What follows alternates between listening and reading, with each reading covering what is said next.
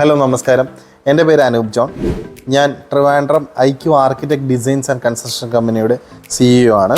ആദ്യം തന്നെ പറയട്ടെ, ഒരു വീട് പണിയുമ്പോൾ ഭൂരിഭാഗം എല്ലാവർക്കും വരുന്ന ഡൗട്ടാണ് ബഡ്ജറ്റിംഗ്.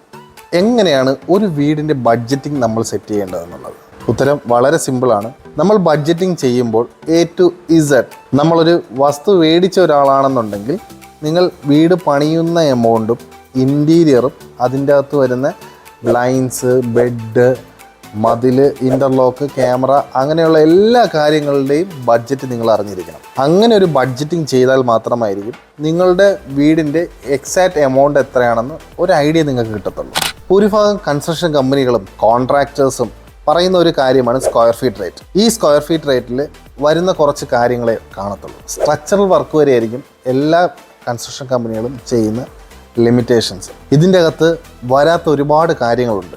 ഇൻറ്റീരിയർ വരുന്നില്ല, കിണർ വരുന്നില്ല, സെപ്റ്റി ടാങ്ക് വരുന്നില്ല, വാൾഡ്രോബ്സ് വരുന്നില്ല, കിച്ചൺ കബോർഡ്സ് വരുന്നില്ല, TV യൂണിറ്റ്സ് വരുന്നില്ല, വാൾ പാർട്ടീഷൻസ് ഒന്നും വരുന്നില്ല. അപ്പോൾ നമ്മൾ വിചാരിക്കും ഈ സ്ക്വയർ ഫീറ്റ് റേറ്റാണ് ഫൈനൽ എമൗണ്ട് എന്ന്. ഈ ഫൈനൽ എമൗണ്ടും വിചാരിച്ചായിരിക്കും ഓരോരുത്തർ ലോൺ എടുക്കുന്നത്, അതിനനുസരിച്ച് പ്രിപ്പറേഷൻസ് ചെയ്യുന്നത്, പിന്നെ ബാക്കിയുള്ള ഫ്രിഡ്ജ്, വാഷിംഗ് മെഷീൻസ്, ഇങ്ങനെയുള്ള കാര്യങ്ങൾക്ക് കാൽക്കുലേഷൻ പോലും ഇടുന്നത് ഈ ഒരു എമൗണ്ട് കണക്കാക്കി വെച്ചാൽ. അറ്റ് ദ പീക്ക് എൻഡ് 8 മാസം അല്ലെങ്കിൽ 7 മാസം 10 മാസമൊക്കെ കഴിയുമ്പോൾ വീട് പണി കഴിയാതാവുന്ന സ്റ്റേജിലായിരിക്കും ഇതിൻ്റെ കോൺസിക്വൻസും എമൗണ്ട് ലിമിറ്റേഷൻസും നമ്മൾ മനസ്സിലാക്കുന്നത്. അപ്പോൾ ചെയ്യേണ്ട വേറെ ഒന്നുമില്ല. നിങ്ങൾ ബഡ്ജറ്റിംഗ് ചെയ്യുമ്പോൾ ആദ്യം തന്നെ ഇൻറ്റീരിയറും എക്സ്റ്റീരിയേഴ്സിൽ വരുന്ന കാര്യങ്ങളും, ഇൻ്റർലോക്കും, ഗേറ്റും, ക്യാമറ വർക്ക്സും, ബ്ലൈൻഡ്സും, ബെഡും, ഇതിനുള്ളൊരു എമൗണ്ട്, ആക്ച്വൽ എമൗണ്ട് കണക്കാക്കിയിട്ട് വേണം നിങ്ങളുടെ ഒരു വീട് പണി സ്റ്റാർട്ട് ചെയ്യേണ്ടത് തന്നെ. ഒരു സ്ക്വയർ ഫീറ്റ് റേറ്റ് പറഞ്ഞ് 20 ലക്ഷം രൂപയുടെ ഒരു വീടാണ് എന്നുണ്ടെങ്കിൽ, സ്ട്രക്ചറൽ വർക്ക് മാത്രം 20 ലക്ഷം രൂപയാണെന്നുണ്ടെങ്കിൽ, അല്ലെങ്കിൽ ഒരു 30 ലക്ഷത്തിൻ്റെ ഒരു വീടാണ് നിങ്ങൾ സ്ക്വയർ ഫീറ്റ് നോക്കി വരുന്നതെന്നുണ്ടെങ്കിൽ, ബാലൻസ് ഒരു 10 lakhs മിനിമൽ എന്തായാലും നിങ്ങൾ കരുതി വയ്ക്കുക.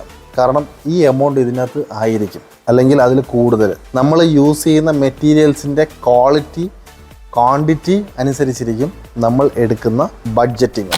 ഒരു എക്സാമ്പിൾ പറഞ്ഞു കഴിഞ്ഞാൽ, നമ്മളൊരു കിച്ചൺ കബോർഡിൽ 3-4 ടൈപ്പ് കാറ്റഗറി ലുക്കുണ്ട്. അതിൽ ഗ്ലോസി ലുക്കിൽ കിട്ടുന്ന ഒരു ഫേസിംഗ് ഉണ്ട്, പിന്നെ അക്രലിക് ചെയ്യുന്നവരുണ്ട്, മാറ്റ് ഫിനിഷ് ചെയ്യുന്നവരുണ്ട്.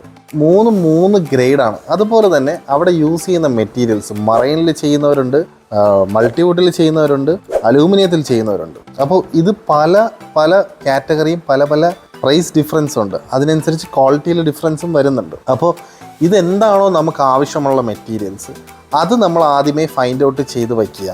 എന്നിട്ട് അതിനനുസരിച്ച് നമ്മൾ വർക്കൗട്ട് ചെയ്യുക, എന്നിട്ട് കൊട്ടേഷൻ എടുക്കുക. ഇങ്ങനെ എടുത്തിട്ട് വേണം നമ്മളൊരു പ്രൈസ് ടാഗിങ് നമ്മൾ അറിഞ്ഞ് വർക്കൗട്ട് ചെയ്തെടുക്കേണ്ടത്. അതുപോലെ തന്നെ കബോർഡ് വർക്കാണെങ്കിലും TV യൂണിറ്റ് ആണെങ്കിലും സിമ്പിളായിട്ടും ചെയ്യാം, ലക്ഷറി ആയിട്ടും ചെയ്യാം. സോ നമ്മളിപ്പോൾ ഒരു എക്സാമ്പിൾ പറഞ്ഞു കഴിഞ്ഞാൽ, ഒരു സിംഗിൾ ഒരു ബോർഡിൽ ഡബിൾ തിക്നെസ് പോലും ഇല്ലാതെ ഒരു മറൈനിൽ ഞാൻ ഒരൊറ്റ സിംഗിൾ ബോർഡിൽ ജസ്റ്റ് ഒരു ആംബിയൻ ലൈറ്റ് ഇട്ട് ഒരു TV ഞാൻ അങ്ങ് നടുക്ക് പ്ലേസ് ചെയ്യുവാണ്. അങ്ങനെയാണെങ്കിൽ ഒരു ചിലവ് അതിൻ്റെ അകത്ത് വരുന്നില്ലെന്ന് മാത്രമല്ല, ചിലവ് വരുന്നത് ജസ്റ്റ് ആ ഒരു ബോർഡിനും പിന്നെ യൂസ് ചെയ്യുന്ന ബാക്കിയുള്ള മെറ്റീരിയൽസിനും, ലേബറിനും, ലൈറ്റിങ്ങിനും, ഇലക്ട്രീഷ്യനും, ഇങ്ങനെയുള്ള കുറച്ച് കാര്യങ്ങൾ. പക്ഷേ അവിടെ നമ്മൾ ഒരുപാട് ഇലാബറേറ്റ് ചെയ്ത് TV സ്റ്റാൻഡുകളും ബാക്കി കാര്യങ്ങളൊക്കെ വയ്ക്കുമ്പോൾ അതിനനുസരിച്ച് റേറ്റ് മാറും. അങ്ങനെയുള്ള കാര്യങ്ങളിലാണ് ഈ പ്രൈസ് ഡിഫറൻസ് വരുന്നത്. അതുപോലെ തന്നെ നമ്മൾ ഫോട്ടോ ഫ്രെയിംസ്, ചില സ്ഥലങ്ങളിൽ ഫോട്ടോ ഫ്രെയിംസ് വയ്ക്കാറുണ്ട്, ചില സ്ഥലങ്ങളിൽ അലൂമിനിയം സ്ട്രക്ചർ ചെയ്യാറുണ്ട്, ചില സ്ഥലങ്ങളിൽ മെറ്റൽ ആർട്സ് വയ്ക്കാറുണ്ട്. മെറ്റൽ ആർട്സ് ഒക്കെ നല്ലൊരു കോസ്റ്റ് വരുന്ന ഒരു സംഭവമായിരിക്കും. അപ്പോൾ ഇങ്ങനെയുള്ള ഓരോരോ കാര്യങ്ങൾ, അതുപോലെ തന്നെ ഈ ലൈറ്റ്, ഫാന്, ഇങ്ങനെയുള്ള നമ്മൾ കൂടുതലും എല്ലാവരും ചെയ്യുന്നത് പ്രൊവിഷൻസ് ആണ് നിങ്ങൾ കൂടുതലും ഇട്ട് കൊടുക്കാറുള്ളത്. അതിനുള്ള പ്രൊഫൈൽ ലൈറ്റ് ആണെങ്കിൽ അത്, സ്ട്രിപ്പ് ലൈറ്റ് ആണെങ്കിൽ അത്, ഇതിനുള്ള എല്ലാത്തിൻ്റെയും ലൈറ്റൊക്കെ കളക്ട് ചെയ്യേണ്ടത് നിങ്ങൾ തന്നെയാണ്. അപ്പോൾ അതിനുള്ള എമൗണ്ടും നമ്മൾ കണക്കാക്കി വയ്ക്കുക. അതുപോലെ തന്നെ ബെഡ് നമ്മൾ ഒരുവിധപ്പെട്ട ഇൻറ്റീരിയർ ഉൾപ്പെടെ ചെയ്യുന്നവരാണെങ്കിലും ബെഡുകളൊന്നും ചെയ്യാറില്ല. കാരണം അത് വെച്ചുള്ളൊരു കൊട്ടേഷൻ ആയിരിക്കില്ല ആദ്യമേ തരുന്നത്. കാരണം ചിലവരുടെ വീട്ടിൽ ഓൾറെഡി ഒരു ബെഡ് ഉണ്ടായിരിക്കും, നല്ല ബെഡായിരിക്കും, അതിനെ പോളിഷ് ചെയ്തെടുക്കാറുണ്ട്, അല്ലാത്തൊരു റെഡിമെയ്ഡ് മേടിക്കാറുണ്ട്. അപ്പം അതൊക്കെ നിങ്ങൾക്ക് ഡിപ്പെൻഡബിൾ ആണ്. എങ്ങനെയാണോ നിങ്ങളുടെ സിറ്റുവേഷൻ അനുസരിച്ച് പർച്ചേസ് ചെയ്യണോ വേണ്ടെന്ന് തീരുമാനിച്ചാൽ മതി. അതേപോലെ പിന്നെ വരുന്നത് ലാൻഡ്സ്കേപ്പിംഗ് ആണ്. ലാൻഡ്സ്കേപ്പിംഗ് ചെയ്യുമ്പോൾ അവിടെ വരുന്ന പോട്ട്സ്, ചെടികൾ, അങ്ങനെയുള്ള കുറേ കാര്യങ്ങൾ നിങ്ങളുടെ കയ്യിൽ ബഡ്ജറ്റിംഗ് ആവുന്നതാണ്. അപ്പോൾ ഇതൊക്കെയാണ് കൂടുതലും നമ്മൾ കരുതേണ്ട എമൗണ്ട് എന്ന് പറയുന്നത്. നമ്മൾ ഇങ്ങനെയൊക്കെയാണ് നമ്മളുടെ ബഡ്ജറ്റിംഗ് നമ്മൾ എങ്ങനെയാണെന്ന് കാൽക്കുലേറ്റ് ചെയ്യേണ്ടത്. പിന്നെ അടുത്തൊരു ചോദ്യമാണ് ബഡ്ജറ്റ് ഫ്രണ്ട്ലി ലക്ഷറി ഈ തമ്മിലുള്ള വ്യത്യാസം എന്താണ്? ബഡ്ജറ്റ് ഫ്രണ്ട്ലിയും ലക്ഷറിക്കും ഒരിക്കലും ക്വാളിറ്റിയിൽ വ്യത്യാസം വരുന്നില്ല, നമ്മളുടെ വ്യൂ ഓഫ് ലുക്കിങ്ങിലാണ് വ്യത്യാസം വരുന്നത്. ഒരു എക്സാമ്പിൾ പറഞ്ഞു കഴിഞ്ഞാൽ ഒരു സ്ഥലത്തൊരു പോഷായിട്ട് നമ്മൾ യൂസ് ചെയ്യുന്ന മെറ്റീരിയൽ ഒരു ഗ്രാനൈറ്റ് ആയിട്ട് സങ്കല്പിച്ചോളൂ.